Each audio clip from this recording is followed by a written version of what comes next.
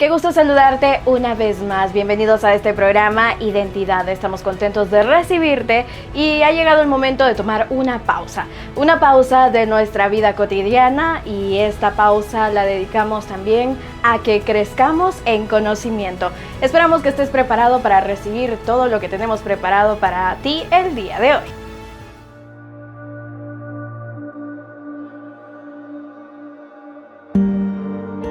Es fácil desviarse,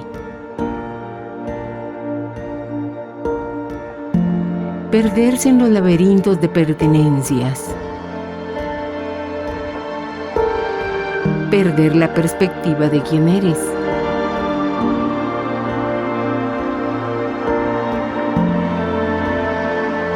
¿Cómo encontrar el camino correcto a seguir?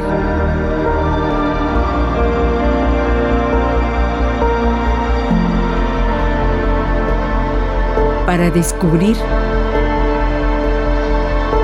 por qué Dios te hizo.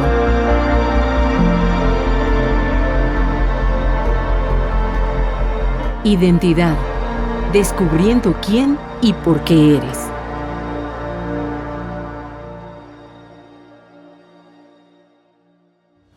Vamos a darle el espacio a nuestros pastores invitados. El pastor Estuardo Guerra y el pastor Álvaro Escalante ya están preparados y listos para compartir contigo el tema de esta mañana. Veamos qué tienen para nosotros hoy. Unión Radio presenta Lecciones de la Biblia. Estamos muy contentos de volver a presentar Lecciones de la Biblia, de hacer este resumen una vez más con el pastor Álvaro. Qué gusto volverlo a saludar en esta nueva temporada estudiando el libro de Marcos. Sí, sabe lo que me gusta, que a veces uno dice, yo quisiera ver cómo es la agenda de cómo es el itinerario de esta persona. Y en este estudio nosotros vemos un día en el ministerio de Jesucristo, extraordinario. A mí me encanta eso. Sí, vamos a ver un día cómo comenzaba y cómo terminaba ese día, y todo lo que Jesús hacía en un día. Y así que este estudio va a ser muy interesante, porque a veces nosotros tenemos nuestra agenda y ahí aparece a veces 5 de la mañana, 8 de la mañana.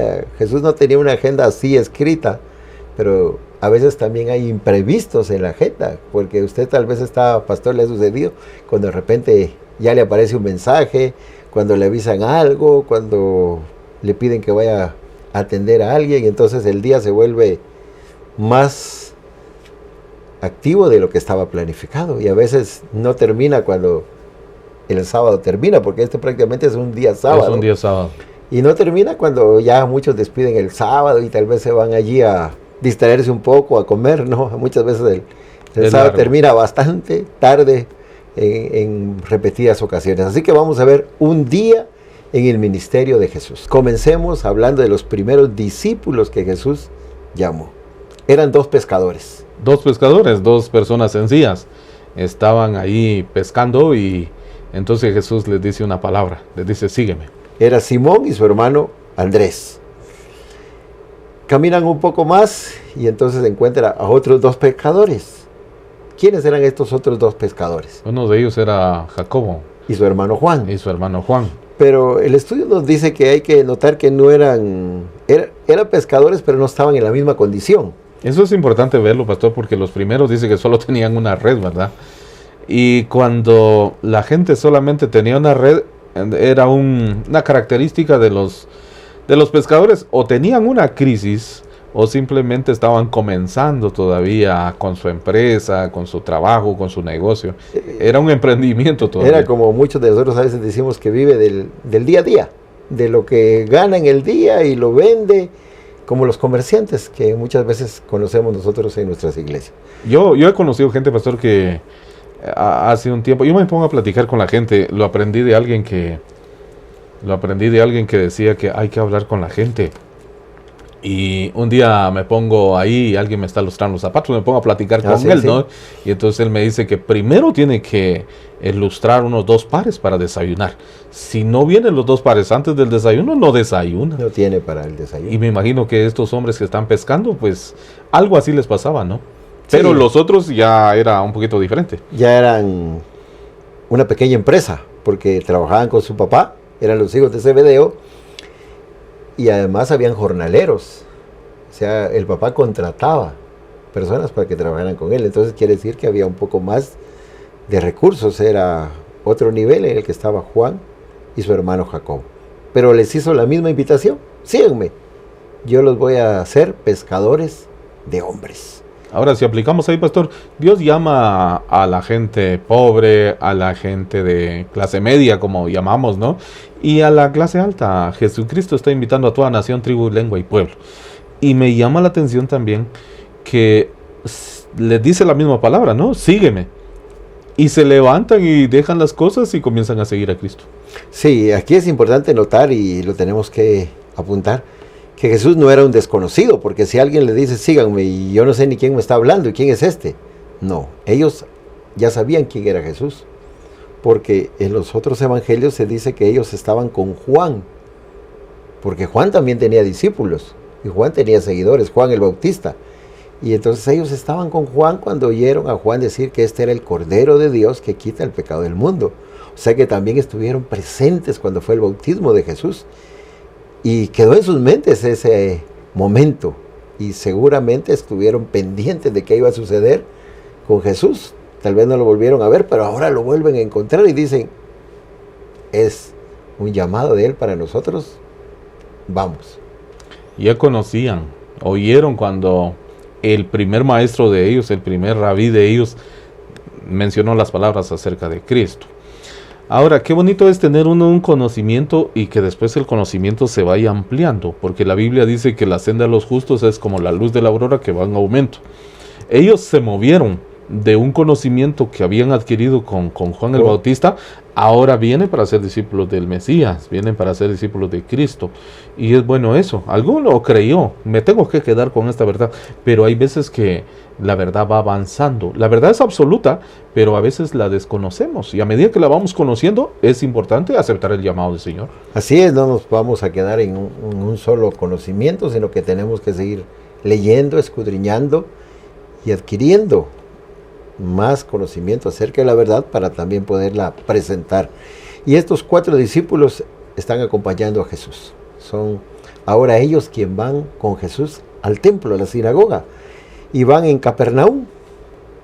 Era un lugar donde Jesús le gustaba estar, Capernaum. Se dice como que era su ciudad.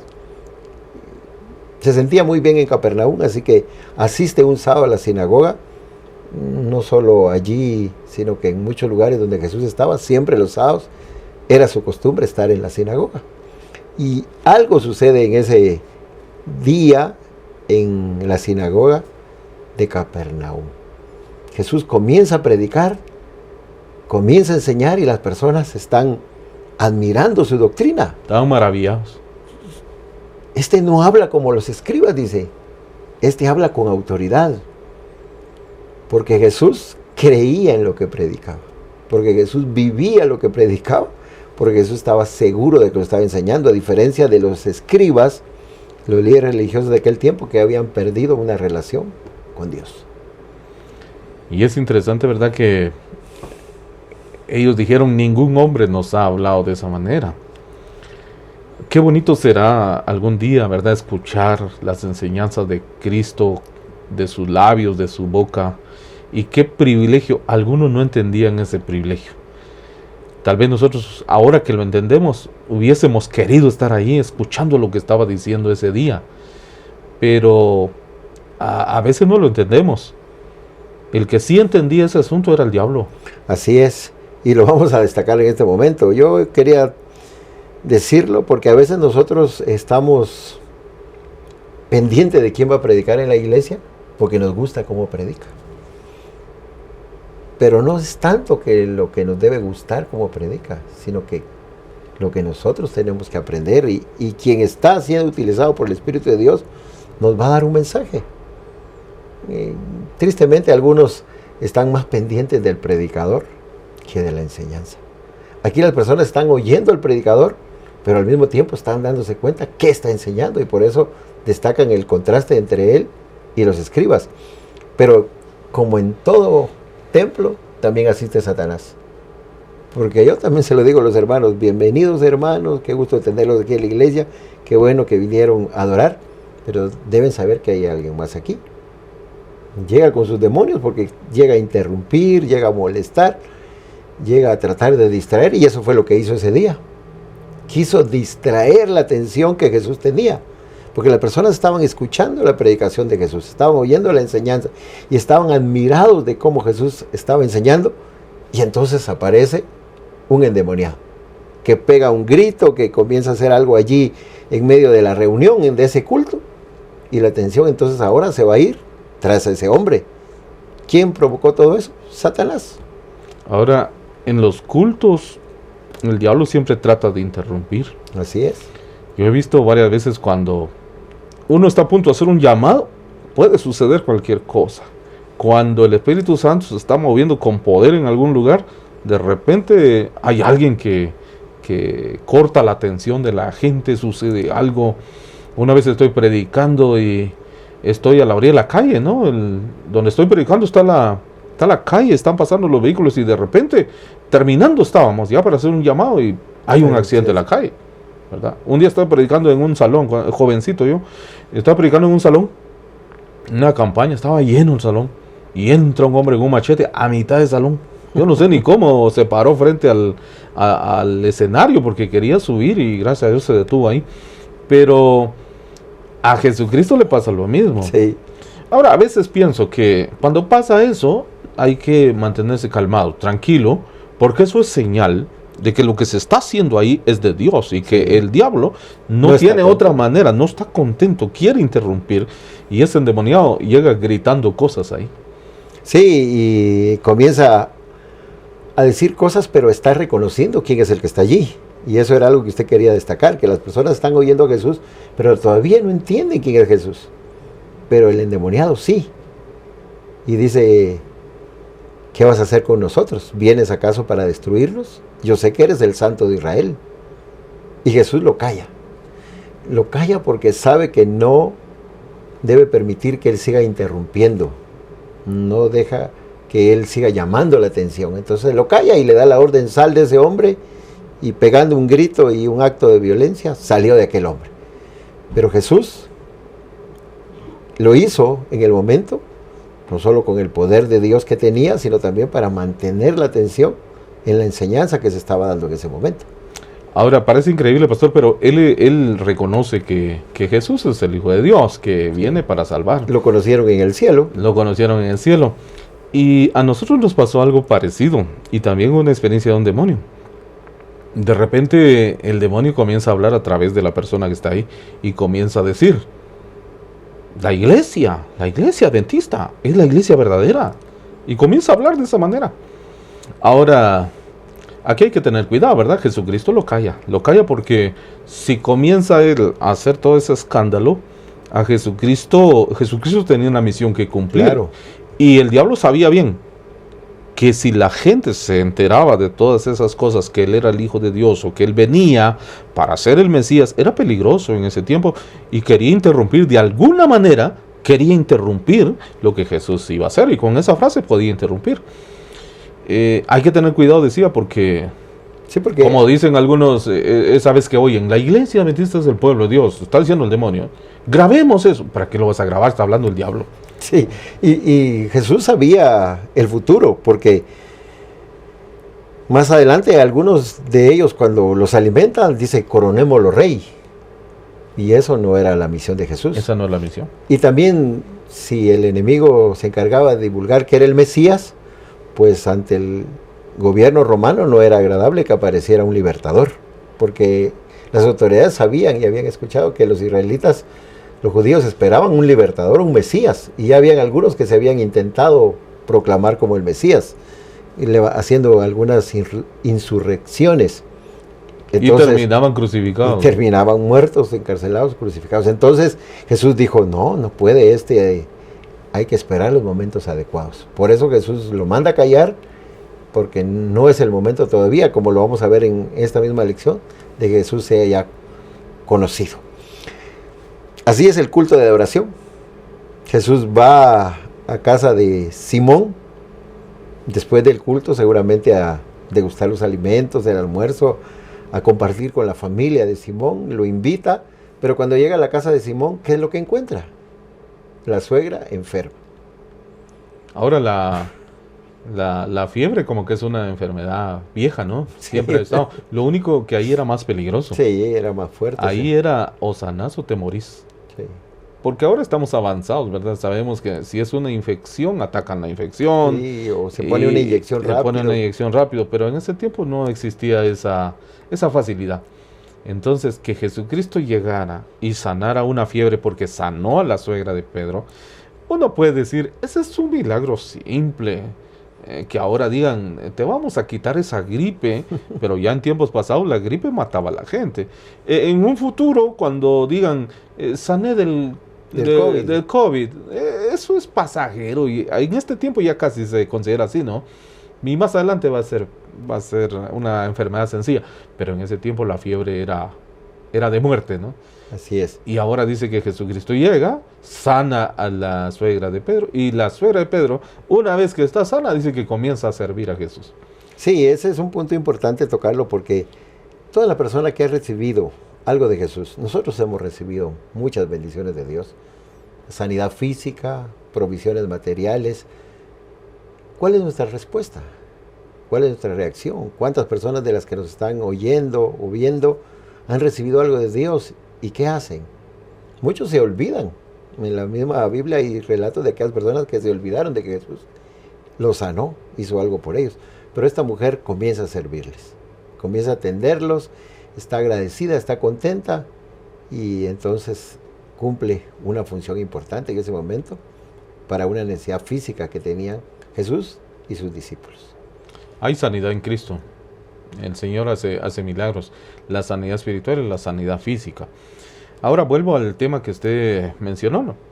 Hay que estar agradecido, y hay cosas que se deben hacer por agradecimiento. Si Dios te sanó una fiebre, si el Señor te sacó de un vicio, si Dios te mostró esta verdad, hay que servir al Señor, y de todo corazón, con alegría y con gozo. Ahora, los milagros de Cristo no se detienen ahí.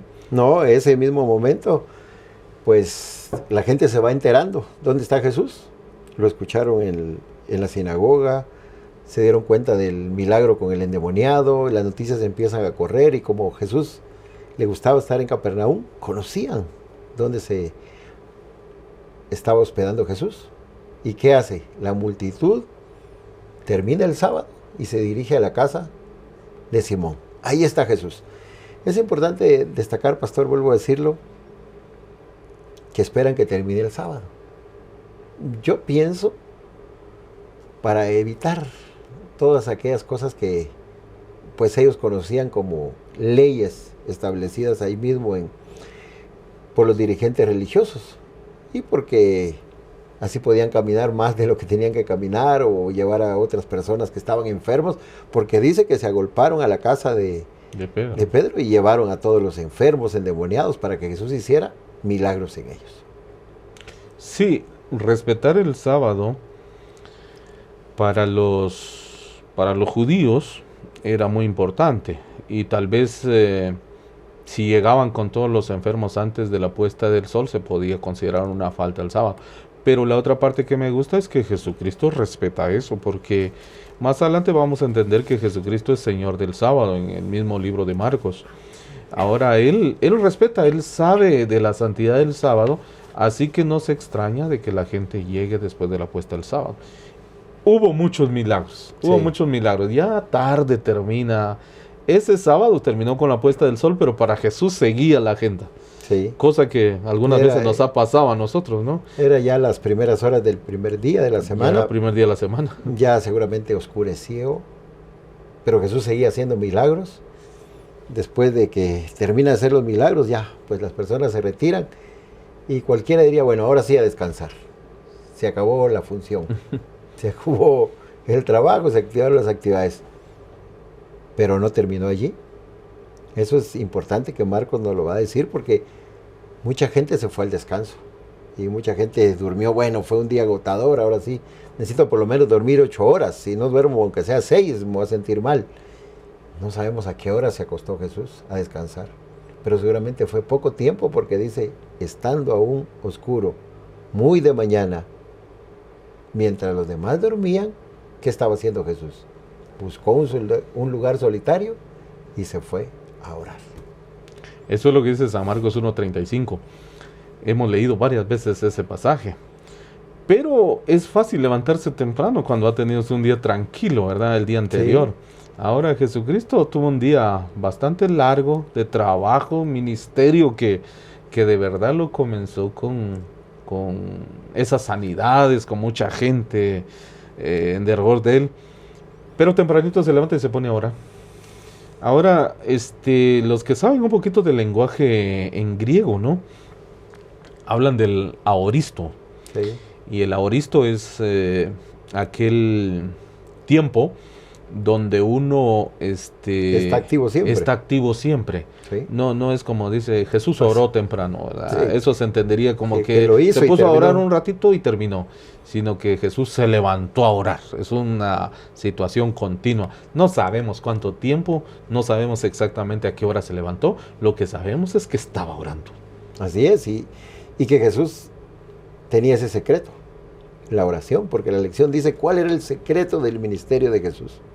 El secreto era la oración. El secreto era pasar en comunicación, en comunión con su Padre. El secreto era conversar con Dios, recibir las instrucciones de lo alto. Su secreto era la oración, según el estudio de esta semana. Y nosotros, porque ahí es donde nos llama la reflexión. Se habla de que Jesús en cierta ocasión pasó toda la noche orando. Y yo quería enfatizar eso porque a veces nosotros pensamos que orar es solo cuando nos arrodillamos, orar es solo cuando pues cerramos los ojos antes de los alimentos, o cuando nos vamos a descansar y tenemos una oración de gratitud por el día, o cuando estamos en la iglesia. Pero el apóstol dice que tenemos que orar sin cesar. Y Jesús pasó toda la noche orando, y no creo que haya pasado toda la noche arrodillado. Pasó toda la noche conversando con su Padre Celestial. Como nos dice a nosotros, abriendo el corazón a un amigo, recibiendo las instrucciones de Dios. Así que Jesús seguramente le contó cómo había sido ese día, le expuso las cosas que él pensaba que estaban sucediendo y que se podían venir más adelante. Todo eso lo conversó, así que pudo pasar toda una noche orando. Había tenido un día largo, ¿no? Y había tenido varias experiencias. Y si él estaba hablando, estábamos tal vez solo imaginando. Pero si él se puso a hablar, mira, llamé a Leví, a Juan, llamé a Andrés, llamé a Pedro. Bueno, luego me fui a la iglesia. Mira que la gente está maravillada con esa doctrina, es tu palabra, Señor. Luego mira lo que pasa, viene un endemoniado. Mira, cuando uno comienza a hablar las experiencias y a repetirlas, pasa horas platicando, ¿no? Y él está hablando con su Padre. Ahora, hay otra cosa que yo quisiera destacar. Nosotros tenemos mucho que aprender. Algunos poco a poco lo hemos ido aprendiendo. Y tal vez, yo siempre bromeo, a veces digo, algunos ya tenemos más pasado que futuro. Sí. Y por el pasado que tenemos, hemos ido aprendiendo algunas cosas. Pero a veces uno se quiebra la cabeza. ¿Qué voy a hacer con esto? Ahora tengo que resolver esto. Necesito una solución para esta otra situación. Cuando el secreto está ahí con lo que hace Jesús. La oración. Hay momentos que mejor no hay que quebrarse la cabeza, hay que ponerse a orar, a hablar con el Señor, a contarle, a decirle, y Él de alguna manera va a solucionar las cosas. Si ya lo ha hecho en el pasado y lo hemos visto, lo tiene que hacer. Entonces debemos confiar que seguirá con nosotros. Ahora, hay otro consejo también que a mí me gustó aquí en la lección. He tratado de que se aplique, pero aprovechando ahora, no debemos encerrarnos solo a un método. Hay quienes dicen la oración es así, y están como enmarcados. Sí. No, debemos de ir mejorando nuestras experiencias. Él se levanta temprano, va a orar. Otra noche está completamente en oración. Me imagino que algunos de nosotros, si cambiamos nuestra metodología, ya no va a ser rutinario. Exacto. Porque que yo ore solo en ciertos horarios, En el mismo lugar. en el mismo lugar, de la misma manera, eso al final se convierte en religiosidad. Lo tengo que hacer porque de plano que llegó la hora. No, pero es momento que nosotros cambiemos nuestra actitud de oración. Para que la oración entonces sea dinámica y podamos disfrutar ese momento Correcto. y en verdad se convierta en una dulce oración, como dice nuestro canto. Así Vamos es. a ir finalizando el estudio de esta semana, hablando del milagro que Jesús hizo para sanar a un hombre leproso. Nosotros no podemos más que imaginar cómo era la vida de un leproso, pero sabemos que era una vida triste, alejado de la sociedad, en la cual era considerada una persona inmunda, y aquel que tocara un leproso Era inmundo. era inmundo, pero el leproso se abre paso y llega hasta donde está Jesús. Quiere ser sano. Y le dice a Jesús, si quieres puedes limpiar. Puedes limpiar. Y Jesús, compasivo como era, toca al leproso y lo sana. Marcos dijimos que va a destacar el Evangelio personificado en Jesús. Él es el Evangelio encarnado. Él es el sanador. Él es el compasivo que sabe cómo ayudar a una persona en una situación emocional triste como la vivía un leproso. Ahí está ese toque de Jesús, ahí está esa sanidad de Jesús, ahí está esa compasión para decirle, no solamente quiero limpiarte, no solamente quiero sanarte, quiero darte una nueva vida. Y ahí es importante que destaquemos que la lepra que se conoce en este tiempo no se compara con la lepra que tenía este hombre. Porque en ese tiempo no tenían los recursos de ahora. Esa lepra que él tenía era sumamente peligrosa, terminal. Mortal. Era mortal. Era un condenado a muerte. No había con el esperanza transcurrir para del ese tiempo, hombre. sí. Y eso que entrara, también él falló a todos los protocolos, ¿verdad? Como cuando se quita uno la mascarilla en pleno COVID, se quita la mascarilla y entra ahí y tengo COVID. Él faltó a los protocolos, porque él tenía que gritar de lejos, estoy un leproso. Esa Y era que la la ley de gente ese se tiempo. quitara. Y la gente se corría. Él falló el protocolo. Él entró ahí gritando, puedes limpiarme. Pero qué bueno es Jesucristo. Así es. Hace el milagro, lo deja sano. La gente y las leyes de ese tiempo pudieron haber dicho, Jesucristo quedó inmundo, pero cuando vemos el relato es que sanó completamente. Entonces, ¿tocó al leproso o tocó al sano? No, pues tocó a los dos, hizo el milagro, entonces estaba limpio Jesús. Así es, y por último Jesús le da la recomendación de que no lo diga a nadie, porque eso le iba a provocar lo que dijimos al principio, que se levantara mucha atención sobre Jesús como Mesías, como el sanador. Sabemos que el leproso no se pudo contener, la emoción lo hizo decir que estaba sano y quién lo había hecho, y le dificultó a Jesús después entrar a la ciudad.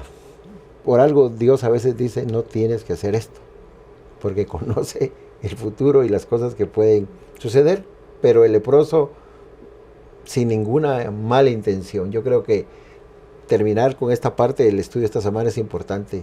Cuando Dios hace algo en nuestra vida no podemos quedarnos callados. Es difícil, tenemos que contarlo, y así como es algo que queremos que todos se enteren, pues así fue como el leproso procedió. Y una experiencia que al final de cuentas es una experiencia de salvación y de vida, ¿no? Todos tenemos una experiencia que contar. Ojalá que la contemos como debe ser y que la honra y la gloria sea para Cristo siempre. Puedo invitar a la audiencia. Sí, queremos en esta hora siempre invitarles a participar de lecciones de la Biblia. Estas lecciones nos ayudan no solamente a tener una experiencia más cercana con Cristo, nos ayudan a una experiencia de salvación. Amén. El Evangelio no es solamente palabras, el Evangelio es una experiencia y Marcos lo presenta así.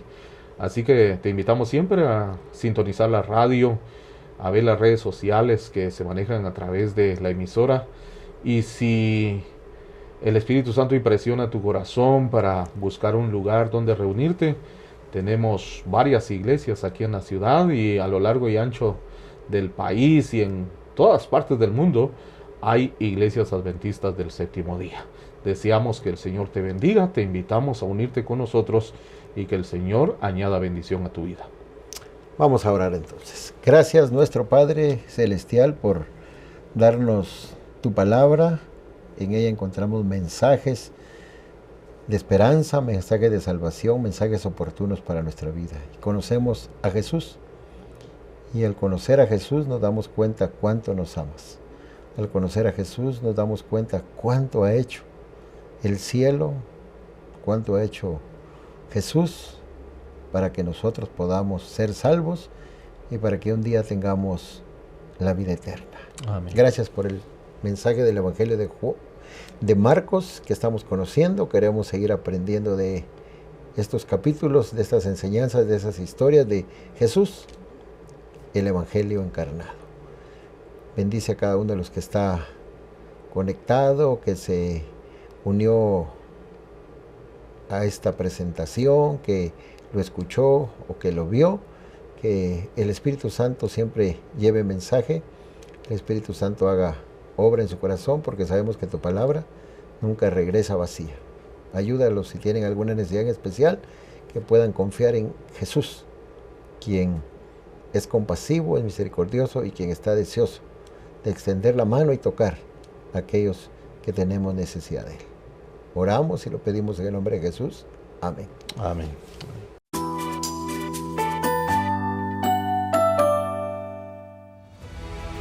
Y ahora llegamos al plato fuerte de esta mañana. El pastor Eber Roblero ya tiene preparado su tema y nosotros estaremos listos para escuchar y, por supuesto, a aprender. Escuchemos atentos lo que el pastor Eber Roblero ha preparado para nosotros. Identidad. Descubriendo quién y por qué eres.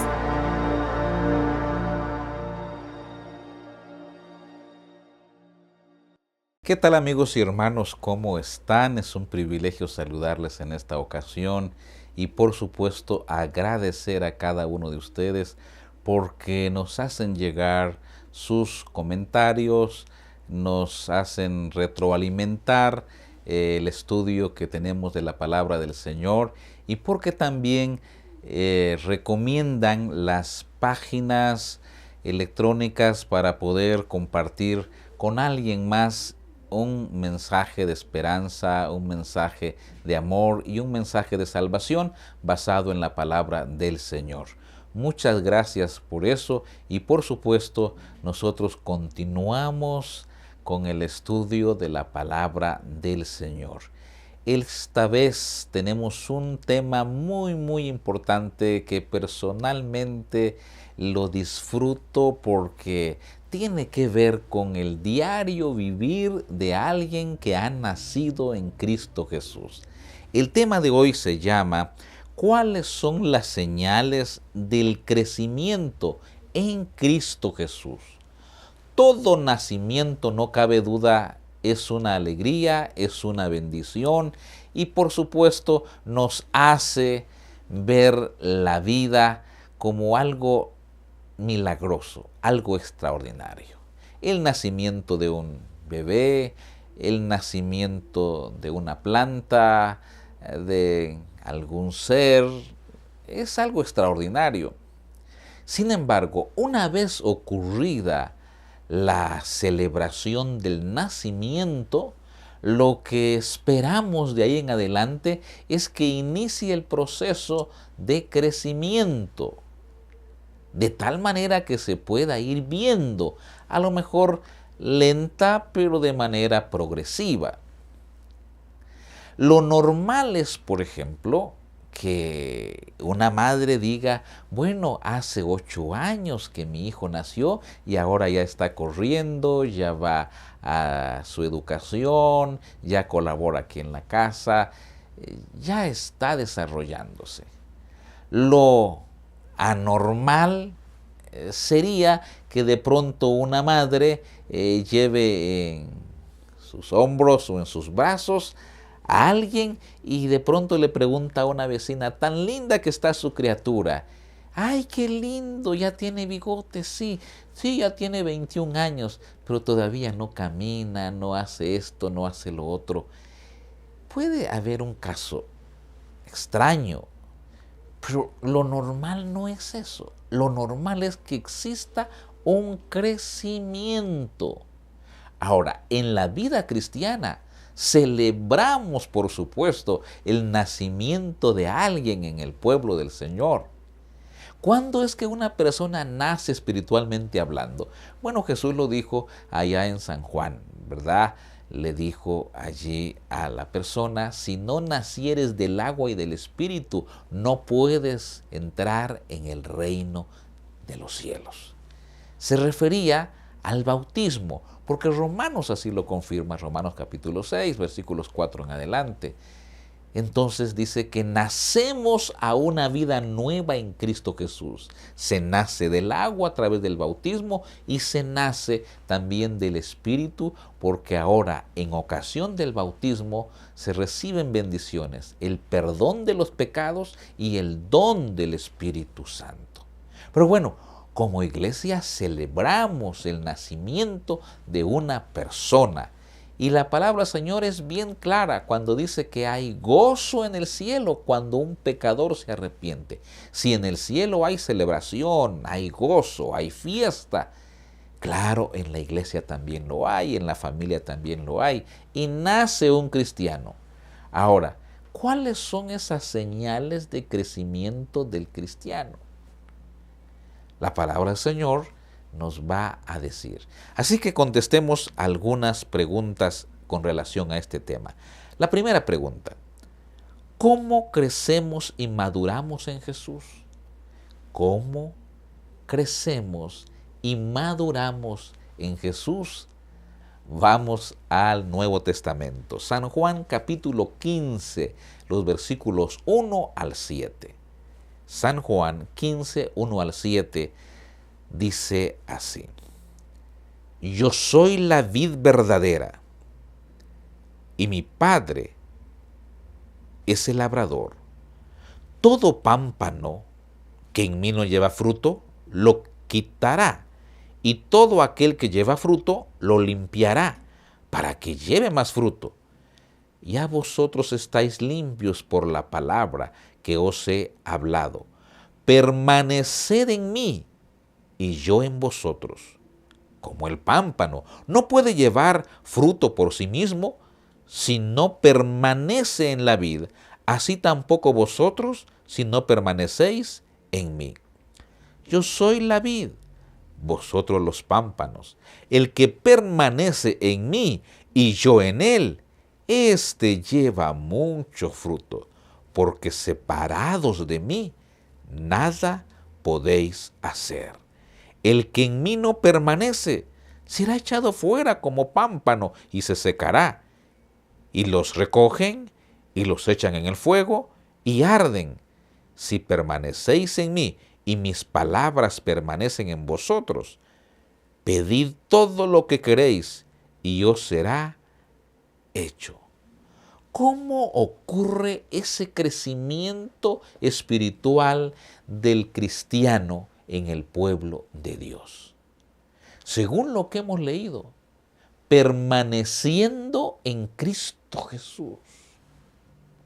Permaneciendo en Cristo Jesús.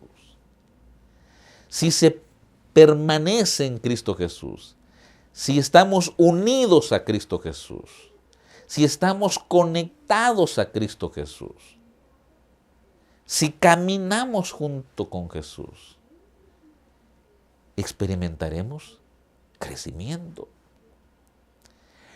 Aquí lo que Jesús está ilustrando es bien claro. Es como un arbusto, una vez cortada la rama, ¿cómo puede crecer? ¿Cómo puede llevar frutos? ¿Cómo puede tener vida aún? Ya no. Por eso la rama debe estar conectada con las raíces para alimentarse. Y si una rama está bien conectada, por supuesto que se va a ver el crecimiento. A lo mejor va a brotar allí la flor y luego está fruto. ¿Cómo se crece en Cristo Jesús? Permaneciendo en Cristo Jesús. No hay otra manera. Otra pregunta más. ¿Y cuáles son las señales del crecimiento espiritual? voy a hacer una nota aclaratoria. Voy a mencionar algunas señales que un cristiano da para mostrar que está creciendo en Cristo Jesús. Insisto, algunas, porque la palabra del Señor es bien clara y la lista no es solamente la que voy a mencionar. Hay más señales, por supuesto, pero voy a mencionar, por decirlo así, las básicas que se deben dar en un cristiano. Y como resultado de estas señales, muchas señales vendrán para decir, él, ella, ellos, tú, yo, estamos creciendo en Cristo Jesús. Una señal del crecimiento espiritual es vivir en el Espíritu Santo. ¿Cómo? Sí. Vivir en el Espíritu Santo es una señal de crecimiento en Cristo. San Juan 3:5 dice, respondió Jesús, de cierto te digo, que el que no naciere del agua y del Espíritu no puede entrar en el reino de Dios. Y luego 2 Corintios 3, 17 y 18 agrega, porque el Señor es el Espíritu, y donde está el Espíritu del Señor, allí hay libertad.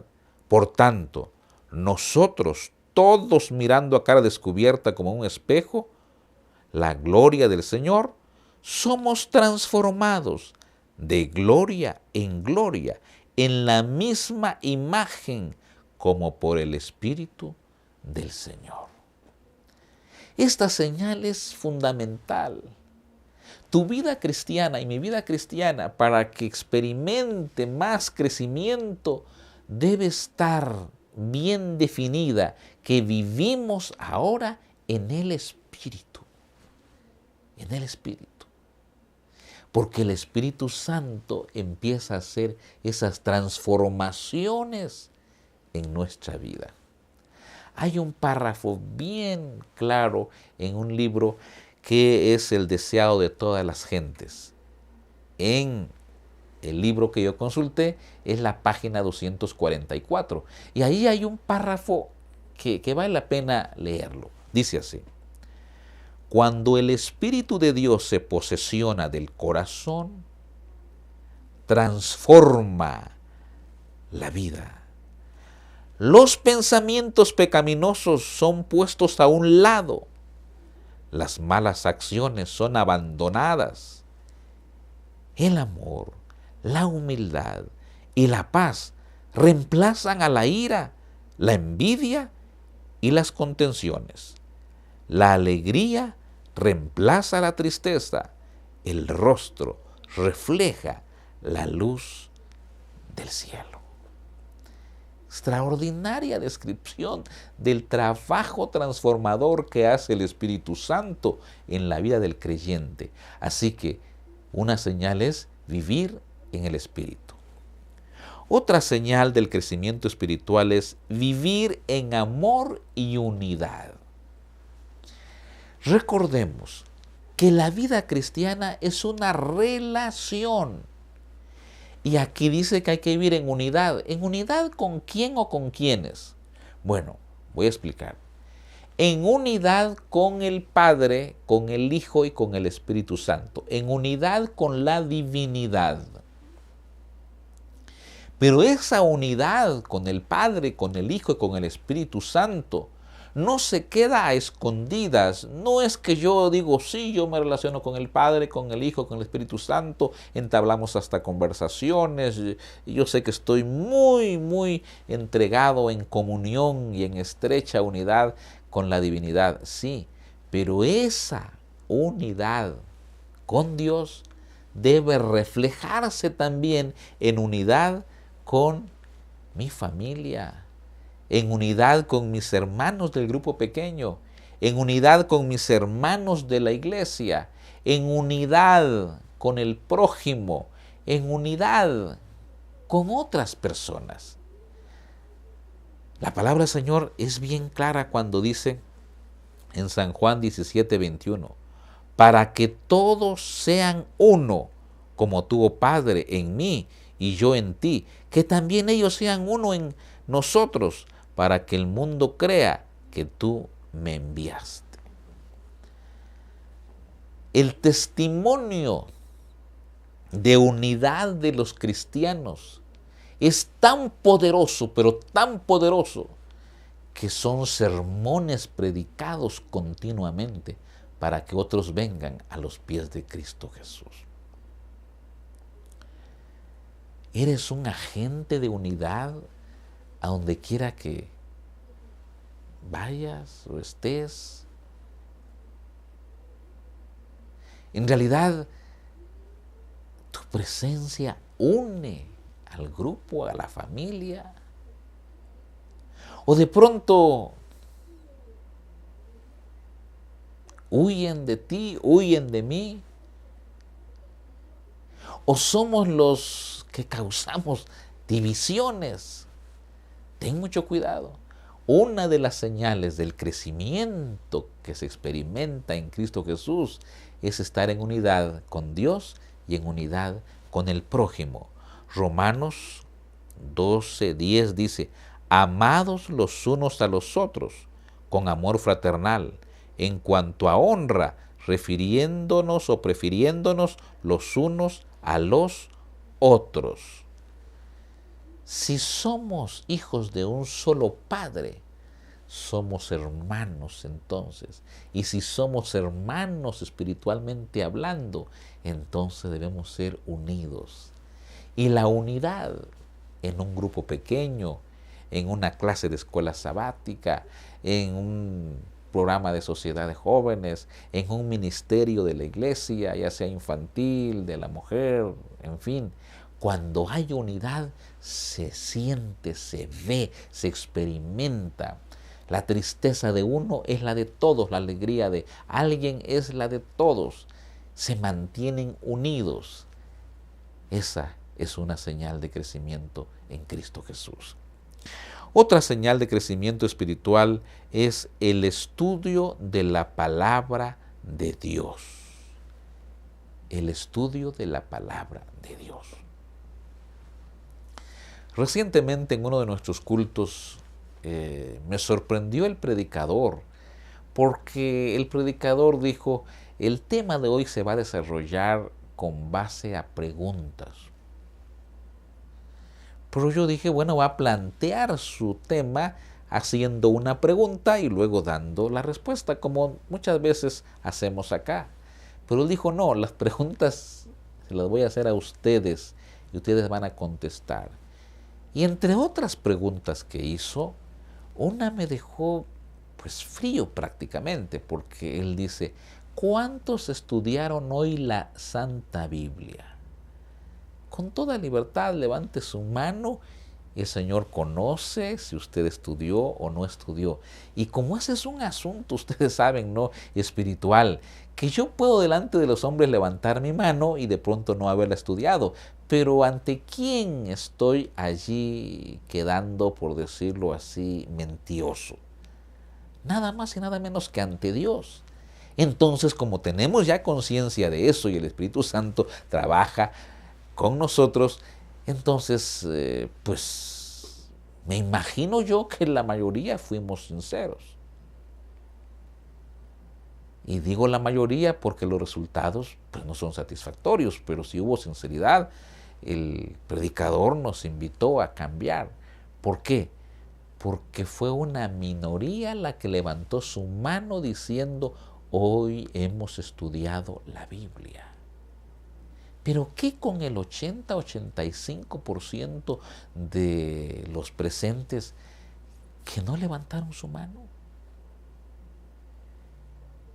Ese dato para los que manejan las estadísticas dice mucho y me imagino que lleva a tomar acciones. En este caso, ¿qué poder hacer para que la hermandad pueda estudiar la palabra? Es que una de las señales de que se está creciendo en Cristo Jesús es que ahora sí yo disfruto, anhelo, deseo ese momento para estudiar la palabra del Señor.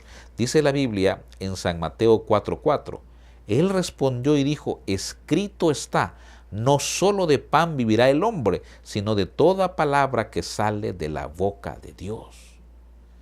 Jesús mismo fue claro y venció incluso las tentaciones con un escrito está. La Biblia continúa en Hebreos 4:12, dice, porque la palabra de Dios es viva y eficaz, y más cortante que toda espada de dos filos, y penetra hasta partir el alma y el espíritu, las coyunturas y los tuétanos, y discierne los pensamientos y las intenciones del corazón. ¿Deseas saber cuál es el plan de Dios para cada uno de los días que Él nos ha de regalar en esta tierra? Entonces abramos la palabra del Señor, porque ahí va a estar el mensaje que necesitamos. Y lo mejor sería en la mañana, así como no podemos salir sin poner algo en nuestro cuerpo, no debemos salir sin haber abierto el pan de vida, el pan espiritual, la palabra del Señor, porque esa es una señal de que estamos creciendo. Otra señal más del crecimiento espiritual es tener una vida de oración. Alguien dirá, pero eso ¿quién no lo sabe? Ese es el problema, ¿quién no lo sabe? La pregunta es, ¿cuántos la practicamos? La palabra del Señor, hablando de la oración, dice en Efesios 6:18, orando en todo tiempo, con toda oración y súplica en el Espíritu, y velando en ello con la perseverancia y súplica por todos los santos, orando en todo tiempo. Es que el tema de la oración es más lo que se habla de la oración que lo que practicamos muchas veces la oración. Es como, ¿se han fijado ustedes que cuando alguien está enfermo con alguna enfermedad pasajera, como decimos, ¿verdad que abundan los médicos? Me refiero a los que sugieren una receta, no necesariamente a los colegiados. Tómese tal agüita, eso le ayudó a fulana de tal. Y la otra vecina dice, tómese esto, eso hizo bien a fulana de tal. Y el otro dice, me contaron que allá alguien se enfermó de eso y que otro le dijo tal cosa y eso le ayudó.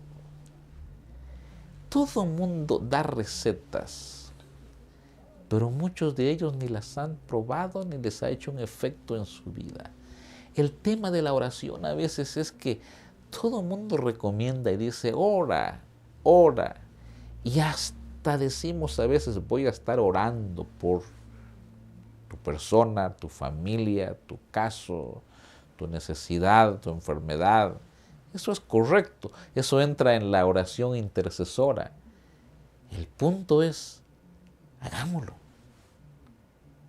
oremos, porque una señal de crecimiento espiritual en Cristo es que tienes una vida robusta de oración, una vida continua de oración, una vida disciplinada de oración, una vida llena de milagros, resultado de las oraciones contestadas por Cristo Jesús.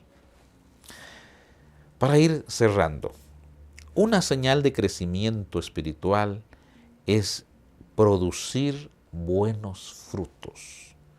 San Mateo 7:20 dice, así que por sus frutos los conoceréis. La otra vez me sorprendió la introducción de un libro que empecé a leer que decía así: antes que muchas personas abran la Biblia, primero quieren abrir la vida de alguien para ver si ya la Biblia hizo un cambio en ese alguien. Pablo lo dijo mejor, somos cartas leídas En otras palabras, en todo lugar donde estemos, nosotros somos cartas leídas y por nuestros frutos las personas nos van a conocer y van a decir: ¿cómo has crecido en Cristo Jesús? O van a decir: no creo que este sea un cristiano. El cristiano crece. Y si vamos a Gálatas, se registra que el cristiano debe dar frutos del Espíritu Santo. Frutos. Es que debe haber frutos en la vida del cristiano, porque de esa manera se está diciendo: estoy creciendo en Cristo Jesús. Porque si no se llevan frutos, entonces no ha habido crecimiento. Y el crecimiento en la vida cristiana es lo normal, es lo que debe ocurrir. Ya explicamos, ocurre perseverando, estando conectados, estando unidos a Cristo Jesús. Ahora, hay más señales. Menciono una y luego vamos a terminar. Una señal de crecimiento espiritual es tener una vida de adoración. Y aquí hay mucho para decir.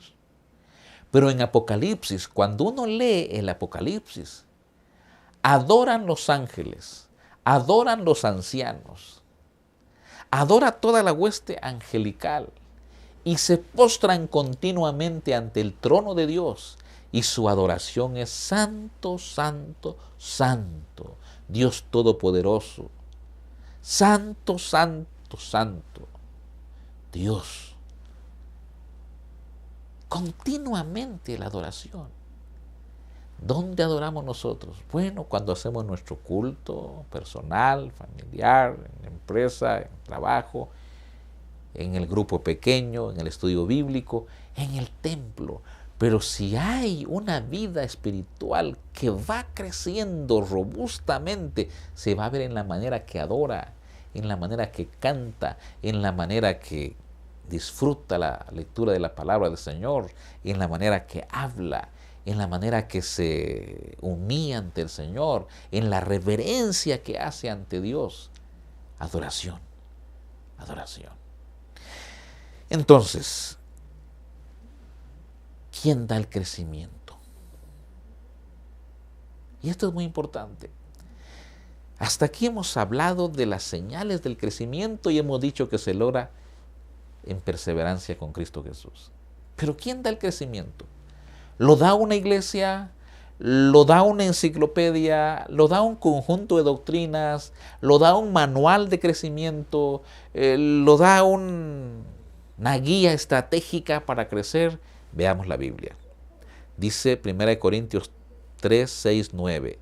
Yo planté, Apolos regó, pero el crecimiento lo ha dado Dios. Así que ni el que planta es algo, ni el que riega, sino Dios, que da el crecimiento. Y el que planta y el que riega son una misma cosa, aunque cada uno recibirá su recompensa conforme a su labor. ¿Quién da el crecimiento? Dios. Dios. En resumen, crecer en Cristo Jesús es estar seguro de que el enemigo ya no tiene ninguna potestad sobre los hijos de Dios, porque ahora ya no viven conforme la carne, sino conforme el Espíritu. Y cuando estamos unidos y conectados y perseverando en Cristo Jesús, ahora vienen señales de crecimiento. Esas señales de crecimiento no son para alcanzar la salvación, son porque ya somos salvos en Cristo Jesús y son el resultado de que nuestra vida está creciendo en Cristo Jesús. Y ya no vivo yo, dijo Pablo, mas Cristo vive ahora en mí. Es tu momento de decirle a Dios: quiero seguir creciendo, Señor. Quiero que hayan más señales de crecimiento. ¿Te gustaría pedirle eso al Señor? Oremos. Querido Padre que estás en el cielo, gracias porque el nacimiento es una alegría, es una fiesta, pero también lo debe ser el crecimiento. Y hay señales que muestran que un hijo tuyo, que una hija tuya, que una congregación, que una iglesia, que todo un distrito está creciendo. Ya las hemos mencionado, solo te pedimos ahora, Señor, que por medio del Espíritu Santo sigamos perseverando y realmente ese crecimiento venga de Dios día a día, momento a momento. Aquí estamos para decirte, queremos seguir creciendo en Cristo Jesús. Danos de tu bendición y danos de tu crecimiento, Señor. En el nombre de Jesús, amén. Y hasta aquí llegamos con este programa Identidad. Recuerda que cada semana te acompañamos y que esperamos que tú puedas conectarte con nosotros para que así podamos juntos aprender. También recuerda que los pastores están siempre listos a resolver tus preguntas y si tú tienes alguna puedes dejarla en los comentarios y si quieres también escribirnos directamente a cabina puedes hacerlo a través del 3240-3176 número de WhatsApp. Te esperamos hasta la próxima.